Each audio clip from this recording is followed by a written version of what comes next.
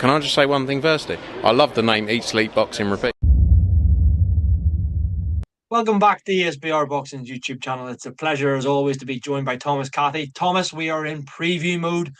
Isaac Cruz, Lamont Roach, 6th of December in San Antonio, Texas. A bit of a stacked card.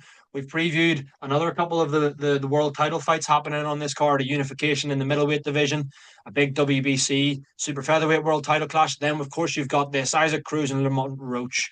Roach moving up to 140 pounds here, challenging Cruz for the interim super lightweight WBC crown.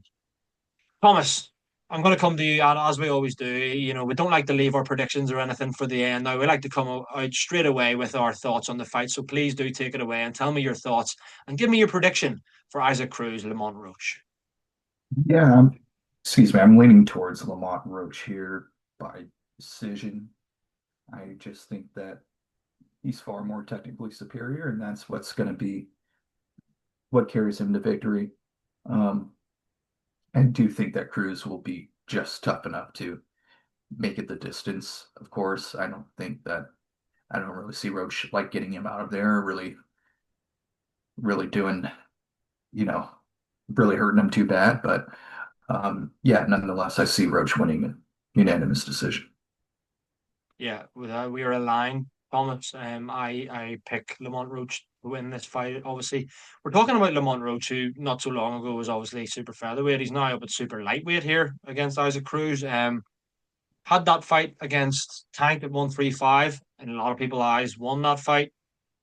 Could go on and on about that story for another day. But yeah, I'm going with Lamont Roach here as well. I totally agree with you. I see it going the distance. I don't see Lamont Roach getting Isaac Cruz out of there. Tank Davis is, I'll say what you want about him as a person and as whether or not he beat Lamont Roach, but like he's one of the most fearsome punchers, pound for pound, in the sport. Couldn't get Isaac Cruz out of there. I don't think if he's not getting Isaac Cruz out of there, I know that was a while ago. Um, then I don't think Lamont Roach is either. I don't think he's anywhere near as much of a puncher. And I do think that this fight, either way, even if it was Cruz to win, I do think if Cruz was to win, I think it would be on points as well. But I'm going Lamont Roach to win via unanimous decision. So you and I are in agreement, Thomas. We're both going with Roach to become WBC interim super lightweight champion. Just on Roach, I mentioned there that you win this, and it's technically it's an interim. It's an interim belt. It could well get upgraded then, depending on what happens with the full title. But let's say that doesn't happen. Do you feel that Lamont Roach can become a bona fide, proper, full world champion at 140? Oh man, I don't really, me personally, I don't know if we'll see how he looks at 140 against Cruz.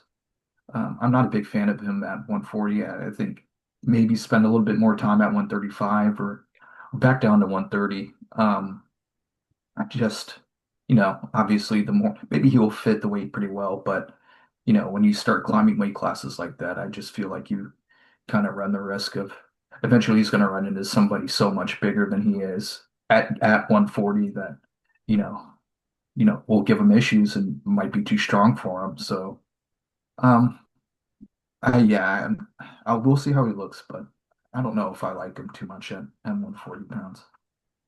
Yeah, I would have hung about a bit more at 135 if I was Lamont Roach, especially now that it looks like there maybe would have been opportunity for other world title fights there. With say Shakur, Shakur moving up to face Teofimo, is he relinquishing his belt?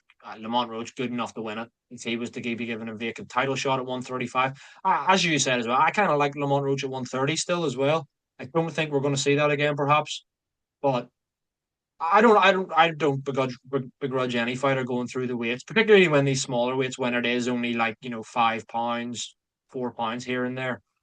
Um, Not a whole lot, but I don't really want to. I don't know. I suppose he could look great. He could look $1 million here against Isaac Cruz, but I would be more of a fan of Lamont Roach at 135. So I'm actually going to say no. Lamont Roach doesn't become a fully fledged world champion at 140. So yeah, I'm going to say it like that. I think we're both picking him to beat Cruz, but I don't think he beats the likes of a Teofimo.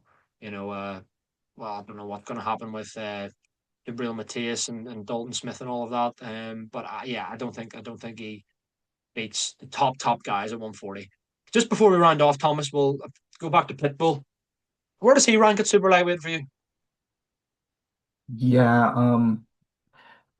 I think there was a moment like after the Davis fight and the Rolly fight where like, wow, this guy, he's right up there with one of the best in the division. But I think ever since then, it's kind of showed that as Floyd Mayweather would say, he's kind of straight up and down, no special effects. And I hate to say it, like a bit one-dimensional.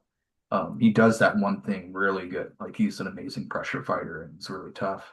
He has heavy hands. I wouldn't really call him like, a tremendous puncher or anything like that. But um, yeah, just a bit one-dimensional.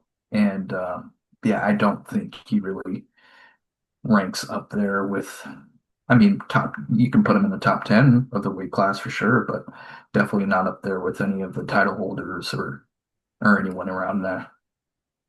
Yeah, I agree with you. I think top 10 is fair, definitely. But when you're talking about the top five guys, the best guys in the division, I don't think Isaac Cruz beats any of them. That phrase you used there, one dimensional, it's one that I had in my head to kind of summarize Isaac Cruz' boxing ability and, you know, how he fights in the ring. As you said as well, correctly, Thomas, that's no bad thing. Like, if you're one dimensional, but you are unbelievable at that one dimension, you're going to go a long way. Isaac Cruz is very good at that one thing that he does really well, that pressure, that constant, you know, getting on your chest kind of thing, coming forward. But is that enough to beat guys at the very, very top of the division? Not for me. Not for me. We saw it against, even I know it was in different weight classes, but Valenzuela and Tank, they're two examples of fights where it didn't work. Even though he wasn't comprehensively beaten, really, they were close enough fights. But like, yeah, he's really good at what he does, but you need a bit more, especially when you're talking about like if at 140 you're going to have Teofimo Lopez, if you're going to have Shakur, who campaigning at super lightweight. I'm sorry, Isaac Cruz, in my opinion, would barely land the glove on Shakur Stevenson. So that's where I see it. Yeah, I think he's good. He's top 10. He's fringe world class. Like, I think that's fair.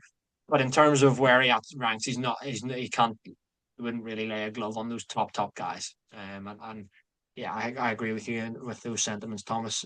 Could talk about length. Enjoy all these videos with you, but we do not have any more time, unfortunately. That was our preview for Isaac Cruz and Lamont Roach, 6th of December in San Antonio.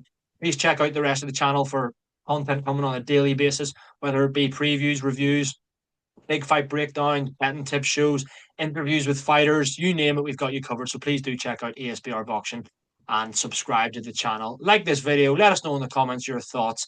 And all that's left for me to say is, Thomas, thanks very much for joining me, mate. Speak to you again very soon. Likewise, thank you.